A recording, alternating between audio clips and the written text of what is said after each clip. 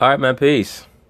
So the Golden State Warriors have pretty much made themselves the cream of the crop in the team sports world of the United States. They're led by two of arguably the top three basketball players on the planet, that being Kevin Durant and Steph Curry. People may wonder how they make it work. They're going to give some insight into their relationship and their personalities and why they gel so well together. Of course, they're going to talk about it, and I'm going to chime in. When Kevin Durant joined the Warriors 2 summers ago, there was a bunch of questioning about how he and fellow MVP Steph Curry would mesh. Rachel Nichols discovered their special bond formed long before they set foot on an NBA court. Beautiful throw by Steph. You both have now seen yourself as the alpha, and on most teams, if the other guy then came back, there would be some resentment.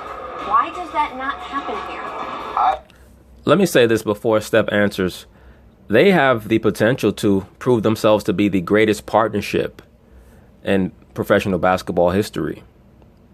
When you look at partnerships, as far as NBA championship level teams, you're talking about Kobe and Shaq. And I know many people would say that Jordan and Scottie were a partnership. I would say that they were close to a partnership, but of course Jordan was the lead guy. I'm sorry, I've just seen Pippen come up small too many times in clutch situations. Certain brothers have gotten kind of upset with me saying that Scottie Pippen brings a lot to the table in regards to his skill set. I fully understand that. Now, Scottie Pippen was a great all-around player. Could bring the ball up, distribute, score, rebound, excellent defender. But I would not necessarily call him a partner on the level of a Kobe and Shaq partnership or a KD and Steph partnership, where Michael could ask Scottie in the fourth quarter, take the game over. It's game 5 of the finals. Take the game over. I'm not shooting well. Scottie couldn't do that. You understand? So that's why I put Scottie on the level of a Kevin McHale, a James Worthy, a Joe Dumars, Hall of Fame level supplementary players. Brothers can disagree with that. That's okay. They can. It's okay. Now, back in the 60s, you had another great partnership in Jerry West and Elgin Baylor. But they never won anything, so I can't put them on the level of KD and Steph or Kobe and Shaq. Now, some may say that Kareem and Magic were a partnership. You can certainly make that case. I think that in the early 80s, Kareem was the lead guy, and in the late 80s, Magic was the lead guy. But now we have the 1980 finals where Kareem was injured. Magic was able to come out and score 42 points and lead the team. So you can definitely make the case for that being, of the elite partnerships as well. But I think that Magic willfully took a supplementary role in the early 80s until Pat Riley told him that it's your team now, take over. So it's definitely a discussion. But back to the point, this partnership right here has the potential to be extremely fruitful because both of these players, their personalities mesh so well. They don't clash. They're both willing to divest and to support the other teammate, I should say. And they seem to be happy to see the other person do well. And their skill sets match. To be quite honest with you, they pretty much have the same game. KD just happens to be about a foot taller. I think for me, I don't speak for you, I have utmost respect for who K is as a person. I played with him in 2010 on the World Championship team, but I played with him at NBA camp back in high school. You weren't that good back then. I know, K was always that guy. I know, that's what I'm saying. But back then, I was like, who's this little skinny kid? And I was skinny myself. But. Yeah, you were skinny. It was always like K walked in like that. That's I have respect for all that he's put into his craft and what he does, and dude's an all-time great.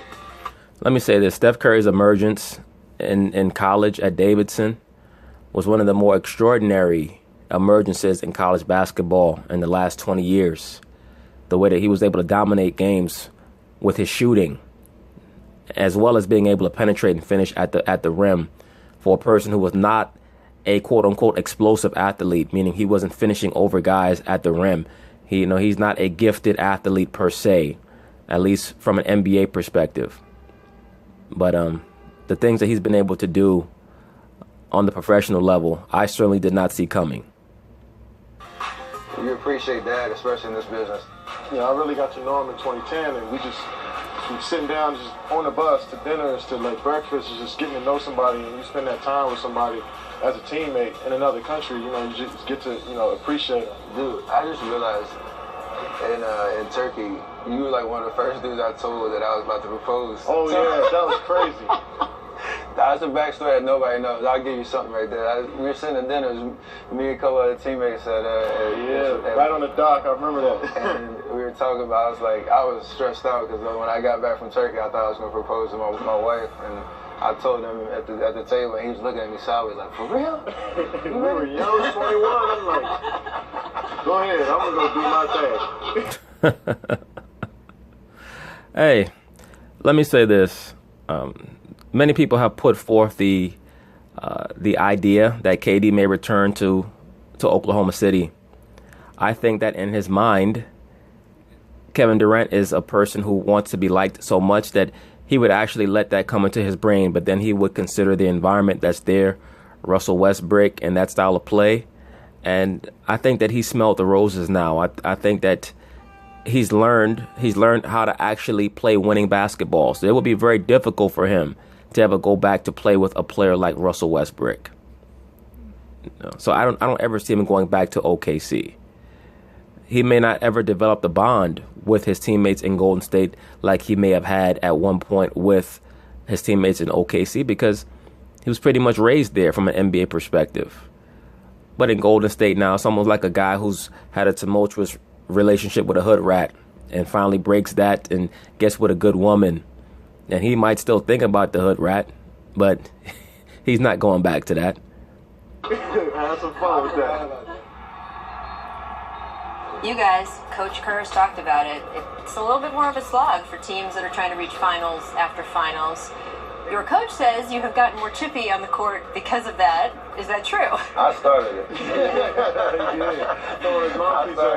started it. That's my fault. I got to take the blame for that one. You guys both have very strong mothers. Did you get a phone call from your mom after you get kicked out of a game? We landed in Charlotte after the game. From New Orleans? That was right after, from New Orleans. It's like 3 in the morning. And my mom my phone blowing up. I'm like, I'm not answering this.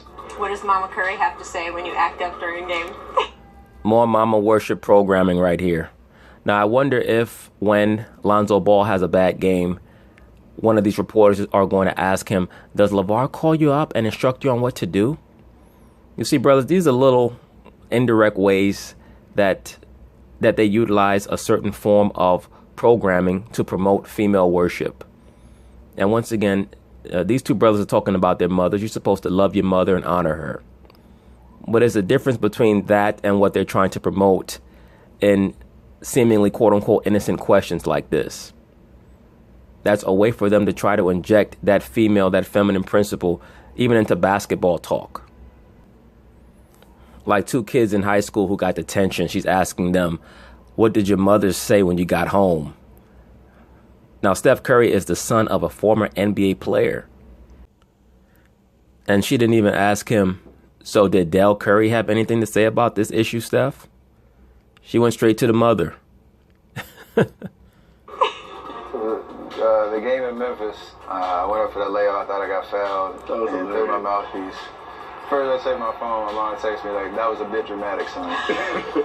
Move on. But yeah, it's a grind. It's a mental grind from having gone through this year after year. But that doesn't give us an excuse to just come out and not be prepared to play. And I think that got us a couple of times earlier in the season. We've been a lot better. Every season has different challenges, and so we're in the middle of one right now. Yes, they're definitely right in the midst of a very long title run. I expect them to win at least 3 of the next 4 titles. I mean, barring injuries, of course. But that's why I made the video a long time ago pertaining to Klay Thompson and how he conquered the disease of me. Because many players would leave a team like this, a Klay Thompson who's already accomplished a lot on a team level, to go somewhere else and average 27, 28 a game just to show people what he could do. So kudos to him. And it's nothing necessarily wrong with wanting to show people what you could do as an individual after you've accomplished things on a team scale or from a group perspective. But much kudos to Klay Thompson for being able to see the forest through the trees and understanding that he's not just on a championship team, he's on a transcendent team. He's on a team that people are going to talk about 20 years from now if this society is still around in 20 years. But anyway, that was the video with Kevin Durant and Steph Curry. They do have a very, very good rapport. Very strong rapport because they don't have any personality traits that will alienate one against the other. But anyway, peace.